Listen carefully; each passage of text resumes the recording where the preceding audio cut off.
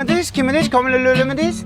Aka nima bo'pti? Men taniyapsizmi? Men Kamila Lo'la blogerman. Ya men sizni ot qashqasida taniyman. Kecha istoriyangizda Open budjetga ovoz bersanglar 20 ming so'mdan beraman dedingiz. Men ovoz berdim. Nima tushmadi pul? Aka tushib boqmadimi? Tushmayapti. Hozir telefon qilishim boraman, akalarimga telefon qilib tashib yuboraveradi sizga. Aniq tushyapti. Men bo'lmasa yozaman ustingizdan, singlim. Tushyapti, hozir 1 minut hal qilib yuboraman, aka.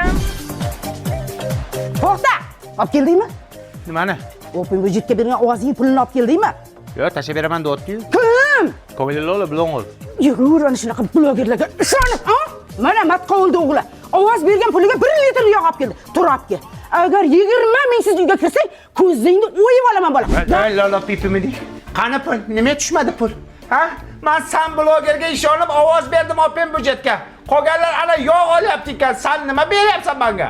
Aka nima bo'pti? Qo'li berib pul tushmayaptimi? Tushma. Sheva qatdiki?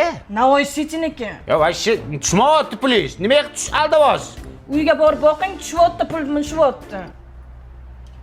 Ha, uyimgacha borguncha tushyaptimi? Akalarimga aytyapman, tushyapman. Bo'ldi, kutaman. Bu odam bo'lmaydi. Nimaga dada? Qani 20 ming so'm. Abduqodirni qara. 20 yoshida gelik oldi. Sen bo'lsa 20 ming so'm ovozingni pulini ola olmayapsan, ha? Hey, Abduqodir to'yiga Xo'land bilan Gvardiola kelayotganmiz. Lekin buningizni bu yurishi bo'lsa, to'yingga kuchuk ham kelmaydi, bildingmi? Xullas, bu yurish bo'lmaydi. Yazna, apa, buni yaxshilab o'qitish kerak. Yaxshi inshaalloh bor, dam soldirib kelaman. O universitetda o'qitinglar deyapman, Universitet qayerda joylashgan biz bilmasak uni. Buni biz bilmasak. Menga qara, bilmasang bilib qo'y, jiyan. Termiz shahrida Termiz iqtisodiyot va servis universiteti bor. Shu yerda o'qib odam bo'lasan. Hozir men odam emasmanmi? Ha, o'qisang inson bo'lasan, tushundingmi? Bu yerda 10 mingga yaqin talaba o'qiydi. Bu yerda ana Ozoda malimlar Hikmatoy malim dars bermaydi demishlar. Yo'q, bu yerda faqat chet eldan kelgan mutaxassislar dars beradi. Yo'q, talabalar bunaqa uxlaydigan joyi bormi? Yotoqxonami? Ha, shunaqa bor. Bor.